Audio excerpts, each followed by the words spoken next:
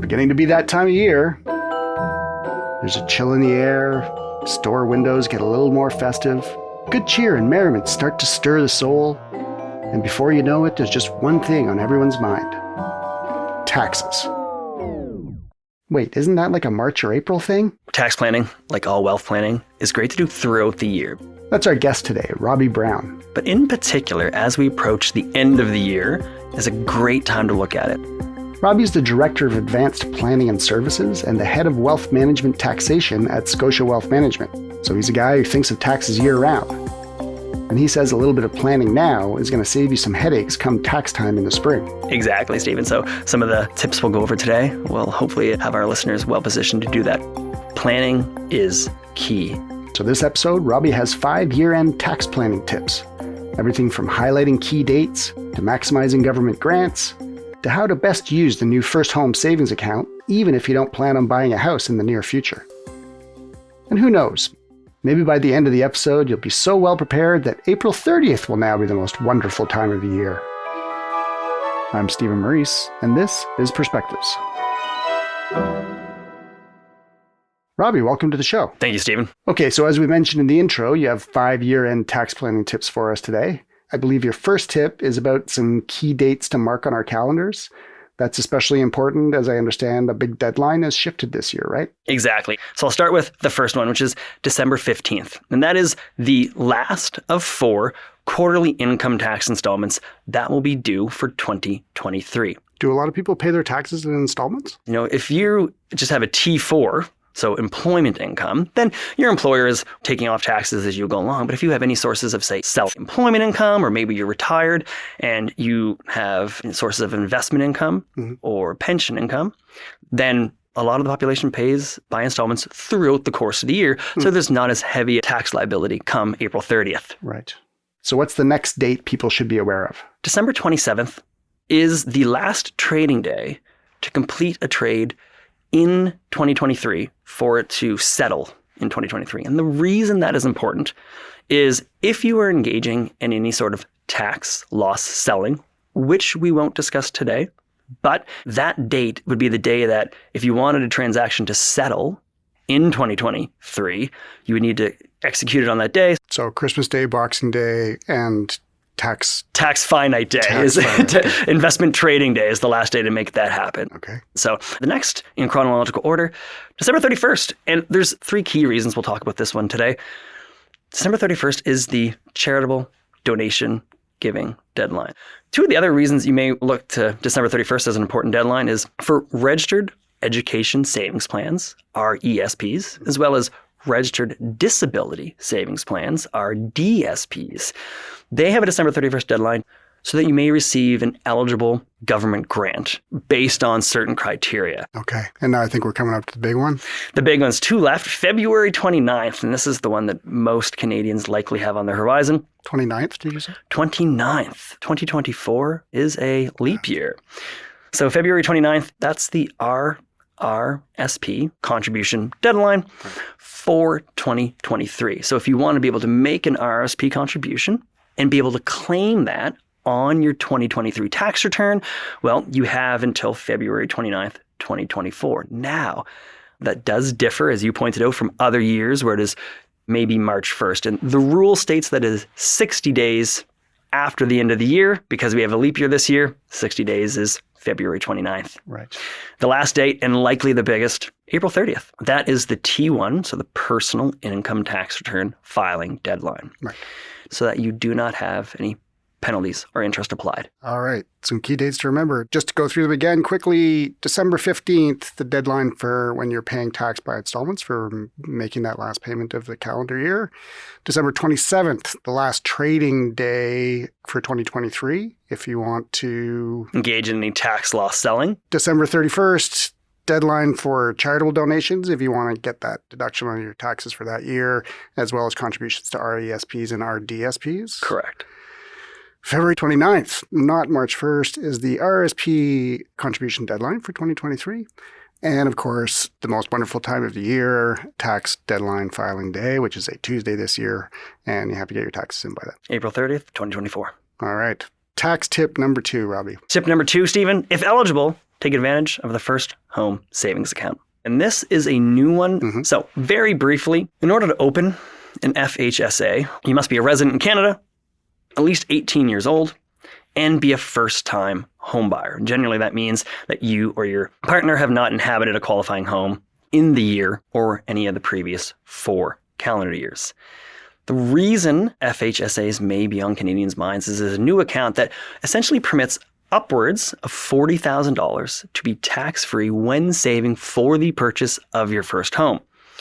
This year, the first year's contribution maximum is $8,000. So when you're looking at whether you contribute to an FHSA or a RRSP, Canadians who are eligible to open an FHSA may be looking there. When contributing to an FHSA, if you're eligible and can open an account, if you say don't end up purchasing a first home down the road or within the allotted time period that the FHSA can remain open, you can transfer your FHSA contributions plus investment growth to your RRSP without having any RRSP room. So it's like almost bonus RRSP room, if you will. One caution would be the FHSA can only remain open for 15 years. So keep that timeline in mind. The other reason you might want to consider an FHSA, or at least opening one this year, even if you don't have the funds to contribute to one, is there's a maximum carry forward on FHSA contribution room of $8,000, which means if you opened an FHSA this year, did not contribute, then in 2024, your contribution room would be $8,000 for 2024 plus $8,000 for 2023. So you could contribute up to $16,000 next year, which means if you know you're not going to have $8,000 this year, but you might have $8,000 or $16,000 next year, you could look to open one up this year so that you could max out at $16,000 in 2024. Also important to know about FHSAs, unlike an RRSP, you cannot contribute in the first 60 days of the following year and claim a tax deduction on your 2023 tax return. Okay, so tip number 2 was take advantage of the new FHSA if you can. Now, what's tax tip number 3? Know the basics of the Registered Retirement Savings Plan. An RRSP, likely the registered account, most commonly known by Canadians. But let's take a look at why you may want to brush up on them. Okay. When you contribute to an RRSP, you get a tax deduction, which doesn't have to be taken right away. So when you make it in the year or in the first 60 days of the year following, then that deduction is available to you for 2023. Or if you don't want to take it, you could wait and hold and then use it in a year, say, well, your income may be higher, and that tax deduction would be possibly generating a refund at a higher marginal tax rate. So you could look to do that as well. Now, the maximum RRSP contribution in 2023, if you do not have any carry forward room, is just under $31,000. And again, any undeducted contributions, if you don't take them this year, can be carried forward and deducted in a future year. Can you push the tax deduction as far down the road as you want, or is it only into the following year? No, it's indefinite. So whether you want to take it next year or 3, 4, 5 years down the road, that is up to you. And that's the same with the FHSA that we previously spoke about. Just because you make an FHSA contribution this year doesn't mean you have to take the deduction. Right. You can take that in a future year where maybe your income's higher and you'll get a little more bang for your buck, if you will, and a larger refund at that time.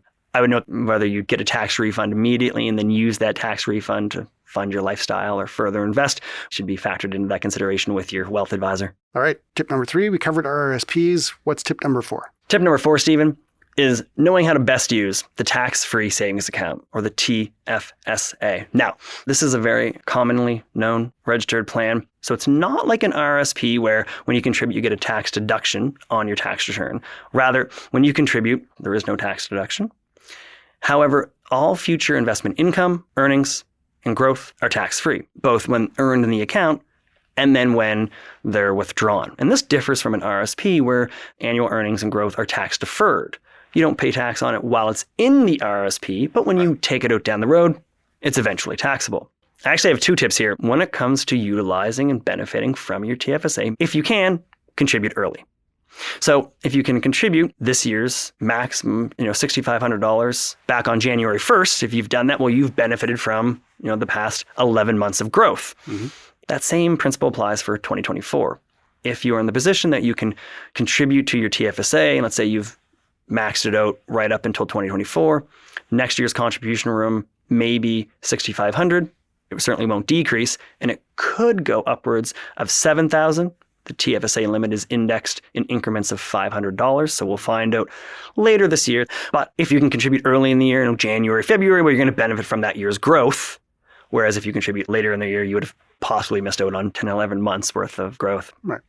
Our other tip with regards to TFSAs is if you may be in a position where you're thinking about making a purchase or you need to withdraw funds from your TFSA in order to use them early in 2024. Mm-hmm. You may want to consider withdrawing from your TFSA before December 31st. The reason being is when you withdraw from a TFSA, that withdrawal then gets added back to your contribution room, but not until January 1st of the following year. Right. So, think about might be making a car payment or going on a trip or something, say January, February, March of 2024, Mm-hmm. and you're going to be withdrawing from your TFSA. Well, if you withdraw between now and the end of 2023, that room will get reset January 1st, 2024. Right. If you waited till January 1st of 2024 and withdrew, then your ability to recontribute that amount, unless you otherwise have TFSA contribution room, won't be until January 1st, 2025. So it's just the timing and ability to recontribute to your TFSA so you can put money back in if you have the capability of doing so, and continuing to earn tax-free growth. Right. So 2 great tips for TFSAs there. Okay. Just one follow-up, because people often just ask questions about the difference between TFSA and RRSP. For tax purposes, I guess, does it depend on the window of time that you're looking at? I mean, the RRSP, you can see the immediate benefit of it being tax deductible off of your return that you're filing in that particular year, where the TFSA feels like a longer term thing because the benefit is on the growth. And you don't get that immediate rush that you get from, a bigger tax refund. How would you look at it in terms of comparing one to the other for tax purposes? This is a great question, and one that a lot of our clients look to. Should I contribute to my RSP or TFSA? As you noted, there is that rush, if you will, when you contribute to your RSP and get that tax deduction or potentially lower your tax liability, depending on what other your sources of income you may have. But it's really taking a look from a holistic perspective with your tax and wealth advisors and determining with good planning what makes the most sense given your particular facts and circumstances. So think your marginal tax rate, both now and in the future, and your ability to maybe maximize both those accounts. Or maybe this is should I do an RRSP because I know I'm not going to need that money until retirement? Or maybe it's, I'm going to need that money 2, 3, 4 years down the road for trips, education, homes, whatever it may be. The TFSA may be the better place at that time. It's really taking a look at it holistically. I would highlight that now with the FHSA, there's a third account in there for, Canadians to take a look at, and that'll come down to your personal situation. Right. Okay, let's get to the final one. Tax tip number 5. Let's talk about RESPs, Registered Education Savings Plans. RESPs are great because the investment income and growth are tax deferred. So similar to an RSP, they're not tax-free when the investment income and growth and grants are withdrawn down the road. But there's no annual taxation while the funds are earning and growing on an annual basis in those accounts. RESPs are also great because when you contribute to an RESP, on the first $2,500 of annual contribution, you can get a 20% return in the form of the Canada Education Savings Grant, or CESG. There may be an ability to accelerate that depending on family income, but generally speaking, that's how the rules work. There is a maximum of $7,200. So in order to get the full grant, the $7,200 that the government may provide you based on your annual contributions, you would have to contribute $2,500 per year for 14 years, and then $1,000 in the 15th year, and that would get you the full $7,200 grant. So a strategy that Canadians may employ, where the parents or maybe the grandparents are looking to help out with post-secondary education, maybe front-loading an RESP with an extra $14,000 in year one, the year that you open an RRSP for the benefit of your child. So if you think about it, there's a $50,000 contribution limit, and you need to make $36,000 of contributions to get the full $7,200 grant. There's still $14,000 worth of contribution room there.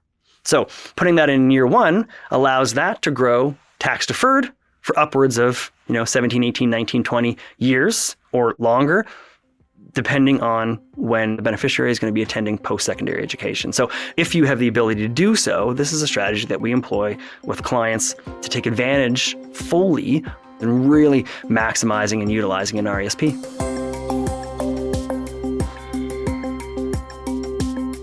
All right, we've covered a lot of ground. I think we will leave it there. Robbie, thank you so much for coming on the show. Thank you, Stephen. I've been speaking with Robbie Brown. He is Director of Advanced Planning and Services and the Head of Wealth Management Taxation at Scotia Wealth Management. Robbie has a whole article featuring his 2023 year-end tax planning tips. So if you want to get more info or even check out some he didn't cover this episode, we'll link to that in the show notes. The Perspectives podcast is made by me, Stephen Maurice, as well as Armina Lagaya and our producer, Andrew Norton. For a transcript of this episode, visit our website, scotiabank.com/perspectives. We'll see you next time.